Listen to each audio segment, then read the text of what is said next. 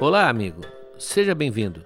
Eu sou o professor Moreno e você está ouvindo o Noites Gregas, este podcast dedicado aos mitos e às narrativas que herdamos do mundo antigo.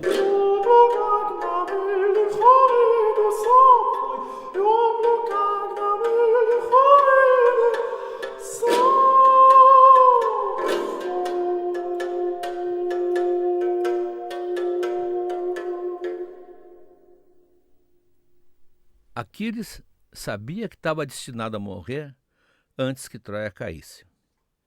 Afinal, a mãe dele, a Tétis, ela vivia falando nessa horrível profecia, nesse oráculo conhecido há muito tempo por ela. E por isso também nós vimos várias vezes ela tentando convencê-lo a deixar a guerra e voltar lá para Phtía, o reino do pai dele, Peleu. Bem, que ele ia morrer em breve, ele sabia, mas ele ficaria sabendo também quem iria matá-lo se tivesse prestado atenção às últimas palavras que o Heitor disse, depois que ele feriu mortalmente na frente dos portões de Troia. O coração no teu peito é de ferro, mas reflete bem agora, para que eu não atraia sobre ti a ira dos deuses no dia em que Paris e Apolo te matarem. Bingo! Não deu outra? Esse dia tinha chegado e agora ele estava ali, bem morto, e Paris comemorava com seus companheiros.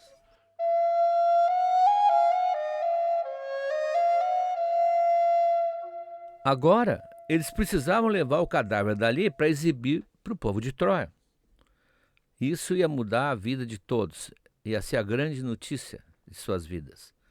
Ia devolver a confiança que todos eles tinham perdido, e eles iam perder aquele medo de abrir os portões e sair na planície, porque sempre havia a ideia que aquele homem feroz estava rondando em busca de vítimas.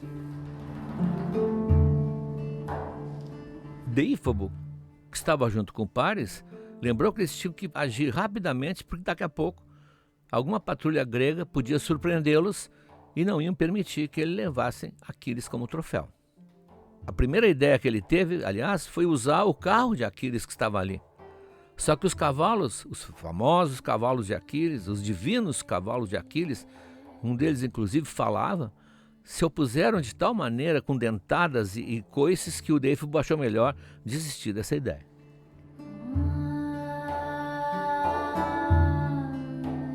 Enquanto eles decidiam, o que acontecia lá do lado dos gregos? Ulisses foi o primeiro que deu falta de Aquiles. Ele tinha visto ele de manhã bem cedo, rodando com seu carro, em direção aproximadamente a Troia. Nós sabemos que ele estava se dirigindo ao templo em que havia uma entrevista marcada com a Polixena. Mas as horas se passaram e ninguém mais sabia dele. Aliás, ninguém podia imaginar que aquela hora ele estava lá, morto, numa poça do seu próprio sangue. Quem descobriu o sinal foram alguns soldados que tinham se afastado com os cavalos para exercitá-los e fazê-los beber água. E disseram que o tinham visto passar ainda cedo, sozinho no seu carro, sem o cocheiro, indo em direção ao Monte Ida. Esse foi um sinal de alerta.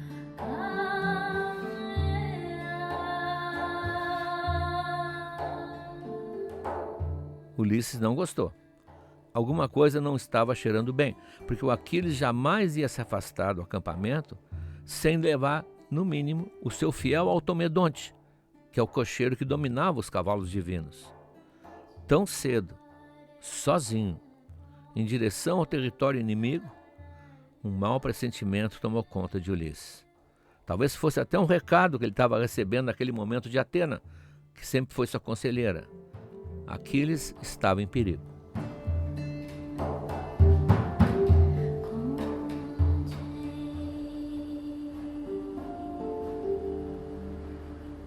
Ulisses não ia alertar todo mundo, porque podia ser só um palpite, uma suposição. Mas achou que tinha que fazer alguma coisa. Ele estava colocando já seu escudo e suas lanças no seu carro de combate, quando foi visto por Ájax, que estava por perto, e o Ájax achou estranho. se aproximou por trás dele, sem que Ulisses visse, e com sua famosa voz gigante perguntou de surpresa: "O que é que está rolando aí, Ulisses? Diz aqui." Bom, Ulisses achou melhor contar, principalmente porque Ájax seria um excelente parceiro numa empreitada dessas. Junto com Ájax era como estar junto com 10 soldados ao seu redor. E ele contou o que era. "Eu desconfio que alguma coisa aconteceu com Aquiles. Acho que ele está correndo perigo e eu resolvi dar uma olhada." E o Ájax imediatamente concordou, porque também gostava de Aquiles. Era um dos amigos de Aquiles que suportava, inclusive, os seus ataques de fúria. E assim fizeram.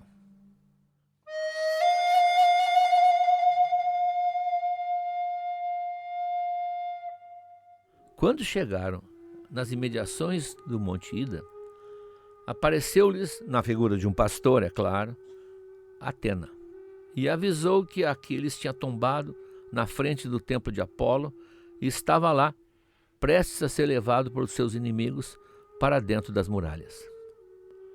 Ulisses chegou a cambalear ao ouvir a terrível notícia. Inacreditável. Aquiles estava morto. Com os olhos rasos d'água, começou a gaguejar um comentário para Ájax quando este o atalhou bruscamente. "Eles querem levar o corpo dele, Ulisses, mas vão ter que me matar primeiro. Vem comigo que eu já estou indo."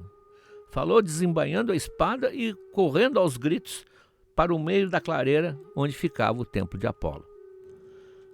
Ulisses seguia bem junto a ele e chegaram bem na hora, porque assim que entraram na clareira, viram o corpo de Aquiles rodeado por um batalhão de soldados troianos e Paris, ajoelhado junto ao cadáver, tentando remover a armadura forjada por Hefesto.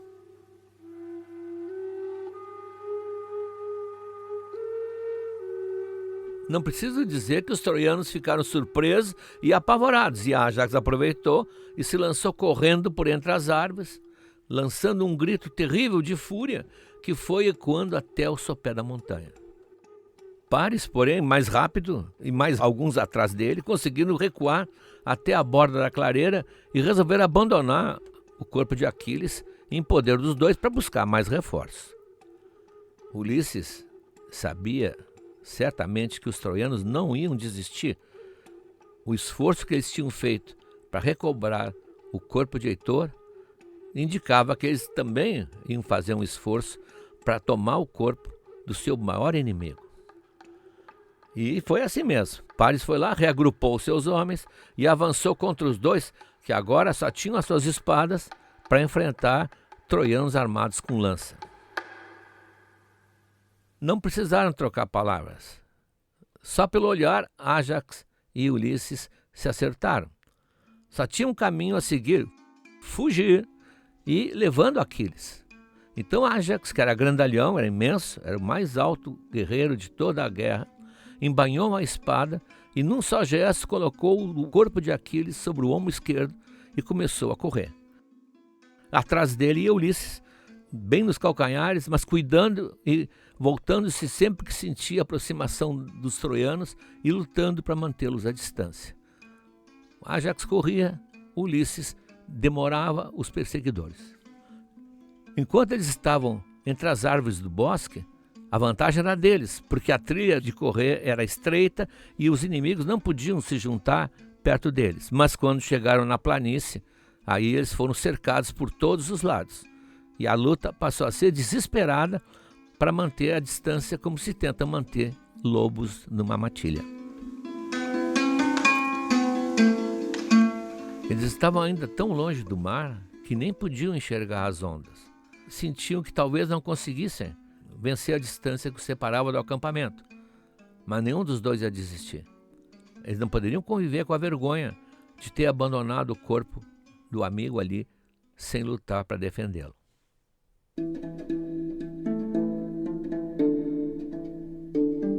Quem o salvou, mais uma vez, foi Atena. Ela assumiu a figura de um mensageiro e passou correndo diante do acampamento dos Mirmidões, gritando que o Ájax e o Aquiles precisavam urgente de socorro, porque estavam lutando sozinhos para defender Aquiles. Ao ouvir o nome do rei, mais de 2.000 mirmidões se derramaram pela planície, uivando como feras na direção indicada. Em 10 minutos de marcha forçada, chegaram onde Ájax e Ulisses já estavam quase cedendo, lutando numa desvantagem de 30-1. Bom, nem chegou a haver combate, é claro. Quando os troianos avistaram já de longe aquela nuvem de poeira na praia e ouviram de longe o famoso uivo dos mirmidões, eles começaram a fugir.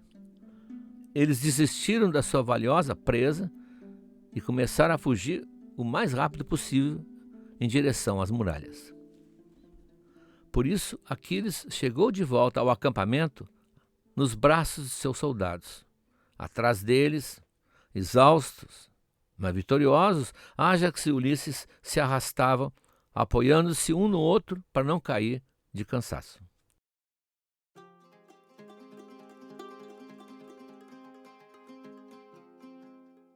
E antes mesmo que os mirmidões depusessem o corpo de Aquiles na sua tenda, a notícia se espalhou rapidamente e todo o exército grego ficou sabendo que a Grécia tinha perdido o seu herói principal, que jamais seria igualado.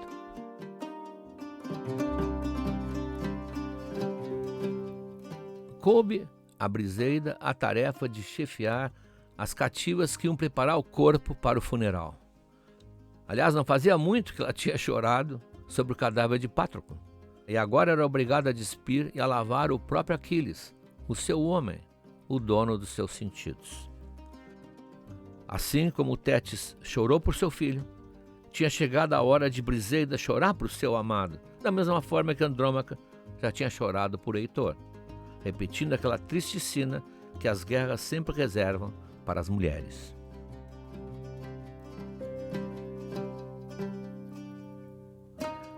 A mente dela se recusava a aceitar a morte dele. Ela tocava atordoada aqueles braços, aquela pele que ela sempre tinha tocado, e beijava os seus longos cabelos e o chamava por todos os nomes, como às vezes fazia no meio da noite, quando queria acordá-lo para conversar mais um pouco, se bem me entendem.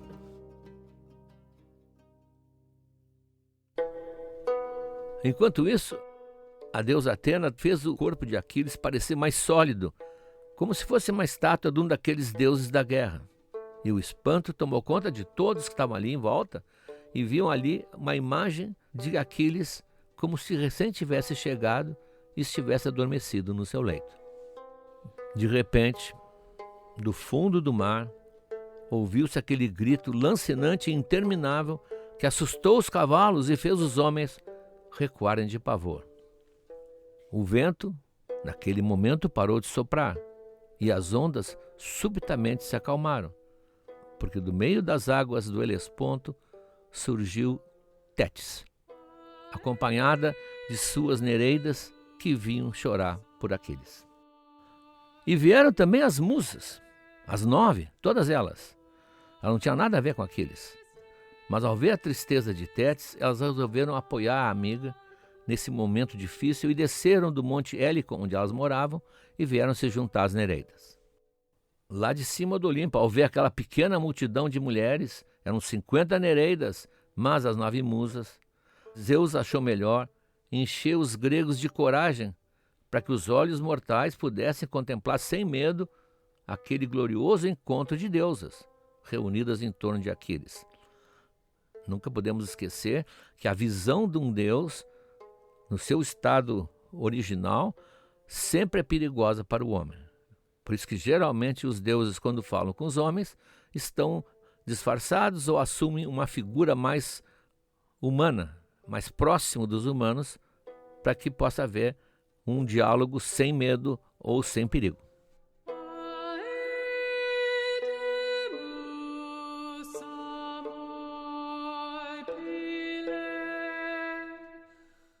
Tétis então se aproximou do corpo do filho e ajoelhou a seu lado e soluçando como só as mães soluçam. Depois abraçou o seu pescoço e beijou delicadamente os lábios e os olhos, como se tivesse voltado a seu bebê, o seu pequeno Aquilinho, deitado no velho bercinho de vime esperando que ela viesse confortá-lo na hora de dormir. As musas e as nereidas ficaram ali a noite inteira, velando o herói sem que nenhum mortal ousasse se aproximar.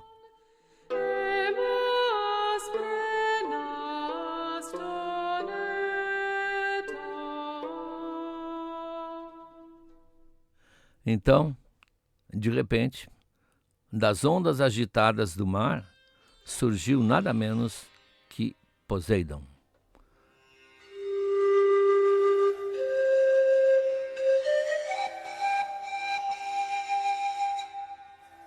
Ninguém viu quando ele saiu das águas, mas ele apareceu de surpresa, bem perto das Nereidas e bem mais perto ainda de Tétis, tentando consolá-la. Bom, aqui é um parênteses muito importante. Lá no início da saga de Troia, nós vimos que Tétis era um antigo crush de Poseidon. De Poseidon e de Zeus. Os dois, aliás, disputavam quem iria conquistá-la primeiro. Mas Gaia, a Mãe Terra, aquela deusa do antigo sistema anterior ao Olimpo, mas que sempre dava conselhos e fazia pedidos a Zeus, mandou dizer que havia um oráculo muito antigo, de que o dia que Tétis tivesse um filho, esse filho iria ser muito mais famoso e muito mais poderoso que o pai. E os dois, tanto Zeus quanto Poseidon, trataram de se afastar imediatamente dela, porque ambos temiam, como aliás todos os reis e poderosos temiam, que um dia fossem apeados do poder. Para se afastar dela, eles trataram de convencê-la, talvez até forçá-la a casar com Peleu, que não era um deus, que era um grande herói e que mais tarde, como nós vamos ver, é o pai de Aquiles. Isso a deixou infeliz e ela logo, se vocês lembram da história, se afastou do marido, mas estava ligado a ele por serem os pais desse nosso personagem. E eu não sei também se vocês se deram conta de um detalhe muito importante, talvez até meio picante, que distingue os mortais dos imortais. Como os deuses têm uma idade estacionária, nunca muda, eles nunca fazem aniversário, nunca cantam parabéns, eles estão sempre na mesma idade, os ex-namorados, ex-ficantes, os ex-contatinhos, ex-esposa ou ex-esposa, seja o que for, sempre quando encontram o ex-parceiro ou ex-parceira, encontram a pessoa exatamente com as mesmas feições, com a mesma idade, com o mesmo shape que tinham no dia em que se conheceram. Exatamente, aliás, o contrário do que acontece no dia de hoje, na maior parte das vezes. Então, aquela Tétis que tinha fascinado Poseidon é a mesma Tétis que está agora chorando a morte de Aquiles.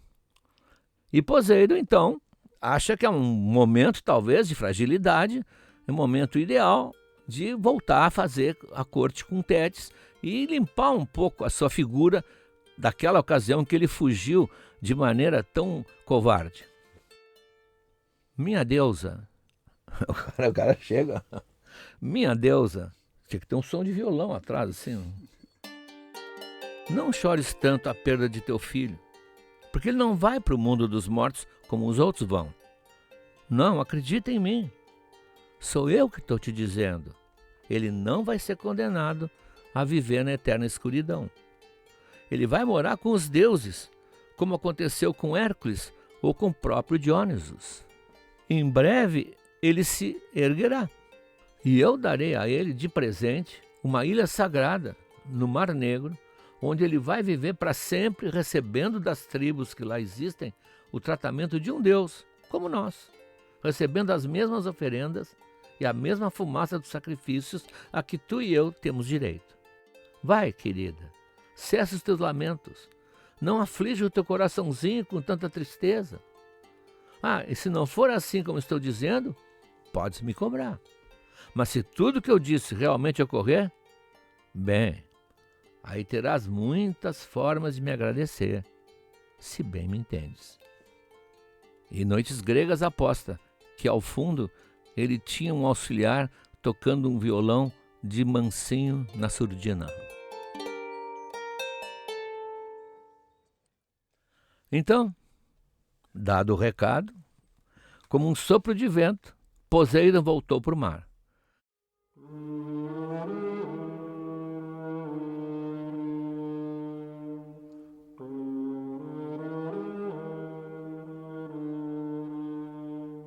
Parêntese necessário. Essa famosa ilha, alguns dizem que era no Mar Negro, mas a maioria diz que era no Atlântico. Uma ilha paradisíaca, com um clima maravilhoso, com vegetação linda, com uma vida tão feliz que muitos chamavam de a Ilha dos Bem-Aventurados. Claro que isso é mitologia, mas sempre se imaginou que o mito se referia a uma das ilhas dos Açores, ou da Madeira, ou das Canárias, que ficavam no Atlântico, próximo ao norte da África.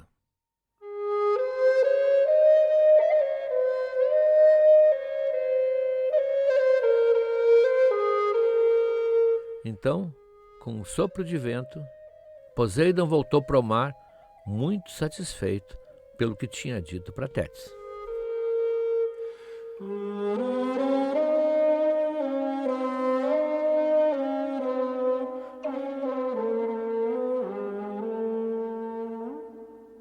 Quando o dia raiou e a aurora apareceu com seus dedos cor-de-rosa, as musas voltaram para o monte Hélicon e Tétis e as suas nereidas recolheram para o fundo do oceano para voltar só no dia do funeral.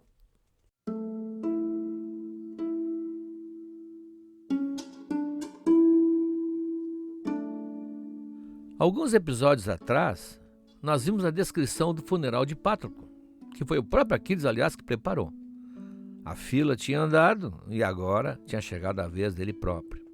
Os chefes gregos, e quando falamos em chefes gregos, nos referimos principalmente a Agamenon e Menelau, os dois irmãos Atridas, decidiram que tinha que ser um funeral mais grandioso que o de Pátroclo, pois se tratava da figura mais importante de todo o exército grego. Então, durante vários dias, os gregos trabalharam para construir aquela pira de troncos cortados no Monte Ida, como vimos no caso de Pátroclo. Em volta da pira também empilharam mais material para queimar, principalmente as armas e os equipamentos dos soldados que tinham sido abatidos por ele. As cativas de cada rei tiraram dos baús incontáveis mantos de festa, de cerimônia, e vieram jogar na pira também. E montes de ouro, muito âmbar.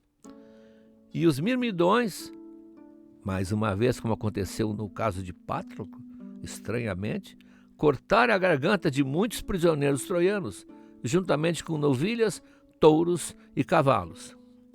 Além disso, os mirmidões, como era o seu costume selvagem, tosquearam seus longos cabelos e envolveram com ele o corpo de seu chefe morto.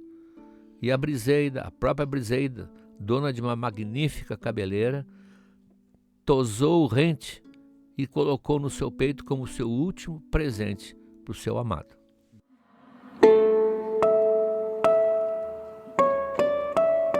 Então, para avivar o fogo, grandes medidas de azeite foram derramadas sobre tudo isso e também jarros de mel e de vinho para que o fogo ficasse perfumado quando fosse aceso. Agamenon, então, seriamente, ordenou que todo o exército, com armamento completo, desfilasse diante da grande pira em silêncio, demonstrando o seu respeito pelo mais poderoso guerreiro da era em que eles viviam.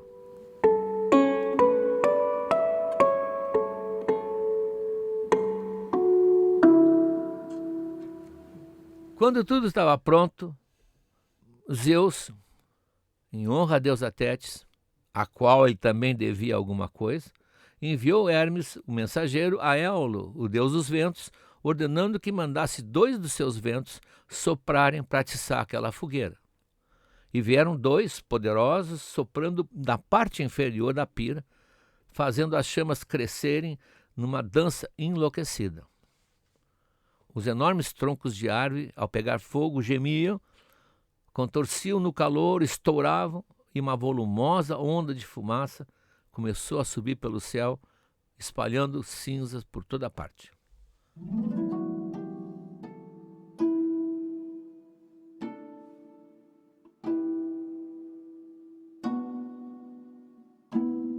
esse fogo durou um dia e uma noite inteira. E para apagar as brasas que sobraram, os mirmidões, também seguindo o rito de costume, verteram vinho sobre elas. Em seguida, como era o desejo de Aquiles, as cinzas dele foram misturadas às de Patroclo, guardadas numa pequena urna de ouro que o próprio Hefesto tinha esculpido. Essa urna foi colocada num grande túmulo construído nas margens do Helesponto e que mais tarde se tornou um ponto de visita obrigatório para todos os grandes reis e generais que se seguiram. O próprio Alexandre Magno esteve lá prestando homenagem às cinzas de Aquiles.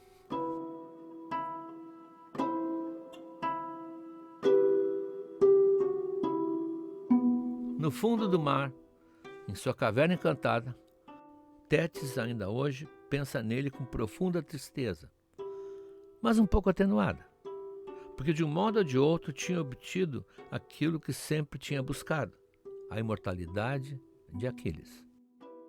Aliás, se ela chegou a ler o que Ovídio escreveu, mais de 1000 anos depois da guerra, deve ter iluminado seu divino rosto com um sorriso de mãe orgulhosa ao ler estas palavras. Outrora tão poderoso, pouco resta de Aquiles além de um punhado de cinzas, tão pouco que não chega a encher uma urna. Mas sua fama vive o suficiente para preencher o mundo, e nessa glória está a verdadeira medida de sua vida.